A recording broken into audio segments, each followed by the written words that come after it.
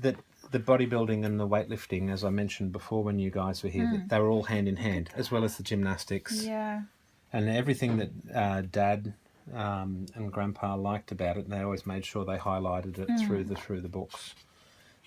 This wonderful posing and things they used to do, and the way the bodybuilding shows were set up. But again, bodybuilding and weightlifting. I'd love to do a competition like that. I think that'd be amazing. Oh, for sure. You know, and so they would compete, and then they would compete again. Yeah. On the same day. You know, or at least all part of the one show. That was the Mr. Los Angeles show, and it was both physique and weightlifting. So all in the one journal. Bob Hoffman was the amazing character behind it all. He was the strength and health editor, and that was the great Bob Hoffman, and he was a very important figure in weightlifting. So Dad established. So these are all full of journals, but the stuff that I'm still it went right through into the 70s. These are all the sort of 70s physique magazines, 1979. So I haven't gotten into those yet. Dad collected these books, the kinesiology of weightlifting. So God knows the history of this, but it's talking about the sort of the science, the sports science version. And so that's, I don't know what vintage that is. That's from Iowa. Kids have attacked it, of course. 1989. Oh, 59. 59. Yeah. Yeah, 1959. So he made sure that, as well as the pretty books that had all the photographs, he got the technical stuff. And these bound volumes were not just... So these are strength and health, 41. It was multiple magazines too. It wasn't just one. And the earliest one's 1890. Slowly working through the tubs. Now, when you were here last time, I think that's the one. That's the world record book, yeah. But in amongst these, this is where some of the gold I found. That is a very special book, that one. Is that what you messaged me about? Like that you were looking through something? That was the one I brought last time, that had all the world records, handwritten world record of every lift in the 1890 to 1929 or something, of all the world records. But I found some of the more, and I didn't even know these were in here, more of my grandfather. That one's nearly gone, unfortunately, by George Hackensmith, and found postcards in there, sent, because they all communicated by postcard. And this it's full of amazing exercises for well-being, but the wisdom in amongst the exercise. This guy knew, and right up until his 90s, he was travelling around the world, communicating around the world, teaching people to just simplify their food, simplify their exercise, and he's an amazing man, George Hackensmith, absolutely amazing. But some of the early, so I haven't even got to sort through this box yet. They were Dad's journals, which I briefly touched on last time. Every single rep he ever did in his entire life. What are these numbers here? Are those just... No idea. Can't answer that. But so so on that... See, that's 350. Is he counting Is it tonnage? total volume? I think it's tonnage or volume. It could, possibly. Well, no, it wouldn't be... No, the tons is an imperial. Reps. No, it could be when reps. When I say tonnage, it could be reps times weight times... Yeah. Don't know, but it's on each one. So, so every lift he did his entire life, at the end of each workout at night at home, he wrote every single repetition down. But I found, and these were all the records put, because he was an athletics champion as well. That's my birthday. There you go. Yeah, Olympic total records. that's his record. Yeah. These are all all records. 2 hands dumbbell clean and jerk, heavyweight with 224 pounds and dumbbells. It's like 100 kilos. Yeah. In the clean and jerking dumbbells is not easy. No, it's not easy. Not at all. They're not designed to be clean and jerked. But I found this lovely old one too. This is a climbing structure that they built into the backyard. Oh, cool. He's got rings. Rings, yeah. I can Rings, see that. and there's a rope up the guts of it, and so this is all before We have the gym. rings and stuff. Yeah. Oh, and before, yeah. So Papa brought that with him. Another postcard of George. That was one of the first Sydney gyms that actually. That was down at Dovey's gym in Oxford Street in Paddington. That's one of the very first ones. I love the width of the floorboards, 12-inch wide floorboards. I believe that was Jim Dovey's place. It's not written on the back. Female, The first one. strong woman. Wow.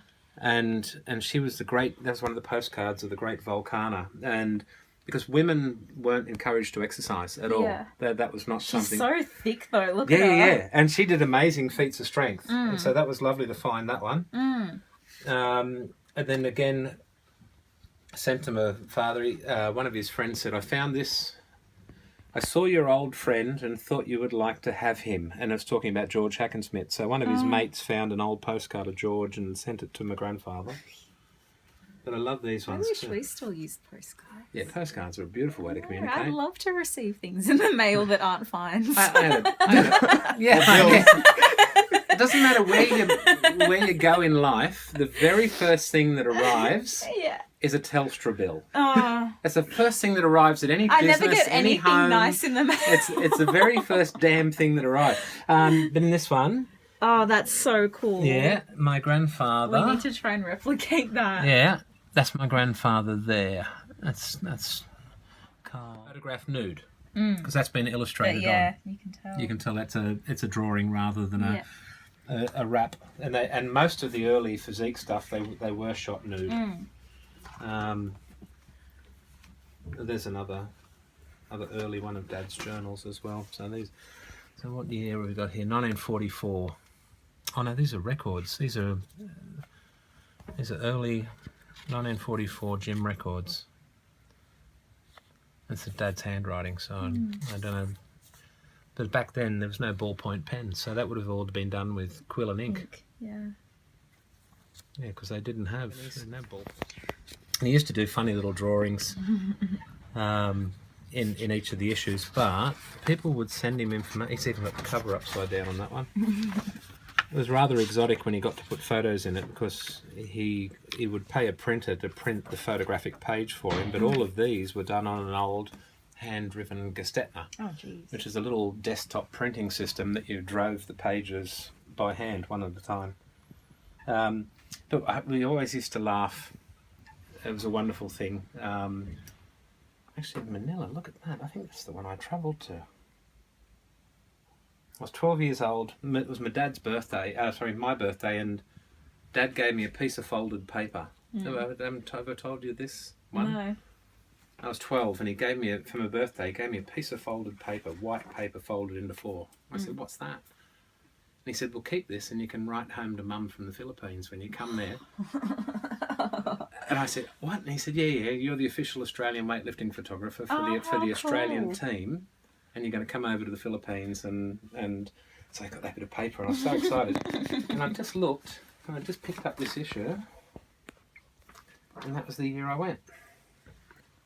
So that was the Philippines. So that was right. Yeah. But what I thought was always nice, the Australian weightlifting team, all the champions, their surnames. Gino Fratangelo. Wow. Ali Cabas. Yeah. Lorenzo Orsini. Joe Quagliata. This was the Australian This is the team. Australian weightlifting Okay. team.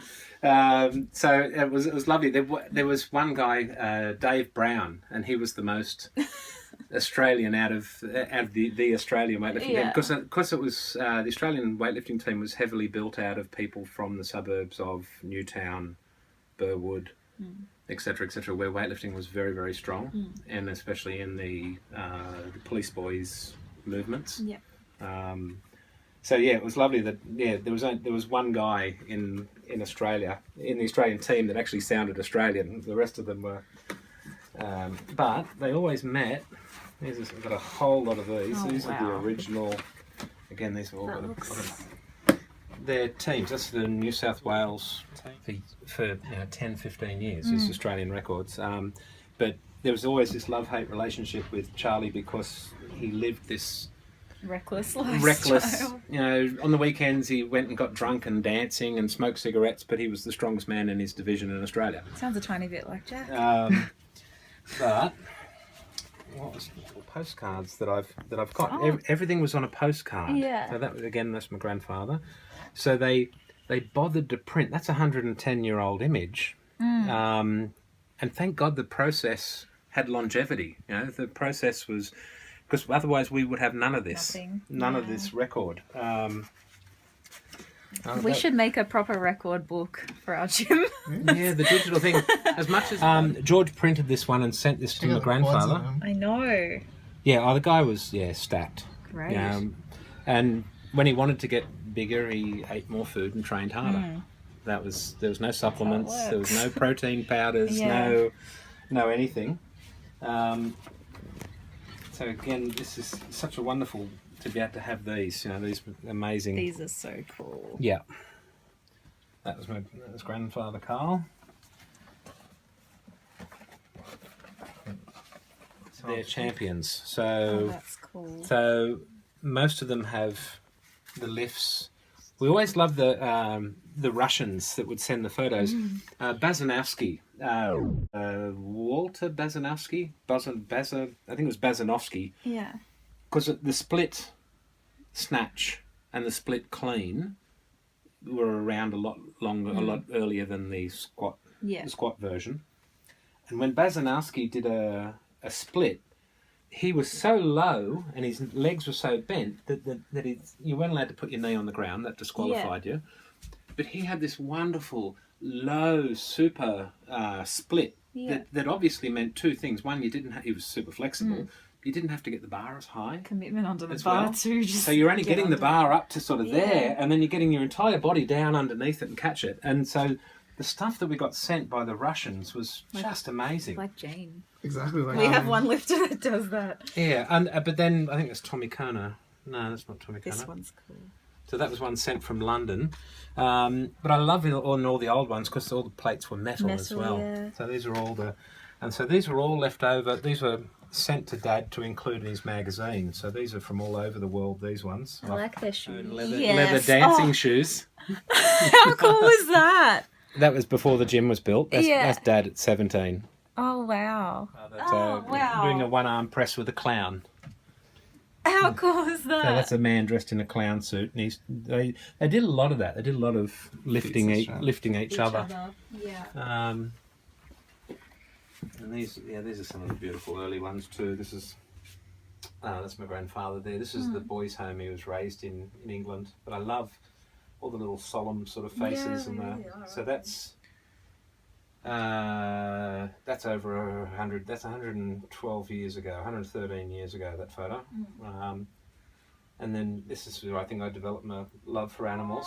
So that was him with his favourite dog, and he wrote, "A man and his dog. Dad loved." This is written by my auntie, his daughter, my dad's sister. "Dad loved all dogs, and every dog was fond of him. To quote Dad, a man's best friend is his dog, for at times, the more I see of some people, the more I love my dog." So, it's kind of true, isn't it? You know, when you really have animals stacked up once. They're so cool. Yeah, they're beautiful. We need to replicate one of these, Andy. I like Get the everybody Bridge one. And what was nice, we've got a collection because everybody wrote to Dad from all over the world to send him. So these are photos from, where's that? Well, it's come from Australia, from Kalgoorlie. Someone's written to Dad and they've sent him these pictures. That's the envelope too. Well, we've got an amazing collection. So someone sent these photos from Kalgoorlie. Look at that depth. Wow. To possibly get included in his magazine. Yeah. So we've kept the envelope. Again, this is 100 plus years ago. There he is there. So this was the physical culture school in England. So that was 1895-ish. That would have been. I love all their pants are all up here. Yeah. They're all up around their waist. I really like it. Yeah, it was stylish, you know. Then I wish I was I'm one of the most loved MCs. you know, he used to build up with excitement the audience about the boy that was coming out for the very first time as much as he did the guy that was about to break the record. That was he was most respected for, because he gave everybody equal love. It was he was very, very good at his job. Oh, that was one of his records. That was the clean and jerk with the big dumbbells, the big lead dumbbells. He used to do that every birthday. He used to To make sure he still could, right? every birthday right up to the year he died. He Wow. used to clean and jerk the 100-pound dumbbells. Very cool. Yeah, it was. He was a cool guy. But you know, it's funny. Now that I'm a parent, I have this amazing respect for Mum and Dad. We only had his very, very simple income, and his gym ran non-profit. He didn't charge anybody to run the gym. But we had 4 kids in the family, and we always had shoes that fitted us, food in our bellies, a nice house to live in. And it was only now that I reflect back on it. Mum used to make her own clothes because she spent all of our family money on raising us kids. Yeah. Dad used to train in a pair of old, I think probably even got them from the Salvation Army, a pair of old leather boots, because he didn't want to spend a cent on themselves. So as parents, they taught me that it's not about you, it's about your kids. And his tracksuit pants used to be held up with a piece of rope Oh wow. because the elastic had broken in them. So he used to tie up his tracksuit pants with a bit of rope. His shoes used to fall apart, and it was all because he wanted to give, not take. It was amazing man. Such great life values. Let's get these beautiful studio portraits done that are now, you know, 60, 70 years later, we're still able to enjoy and look back on them. Yeah. That we just don't do now. It's just not. It's not something that's done anymore. You know. So I've got all of those again, and there's the suited up ones, and Dad used to do it for the gym as well. So there's a Hackensmith Weightlifting Club one. So that was Dad in the middle and all his rangy mates. So they made sure each year, at least once a year, they got together and did a good family, like a group portrait of the whole crew. He's tall, isn't he? He's a big boy. Yeah, he was that much on me. Yeah. He's a tall fella.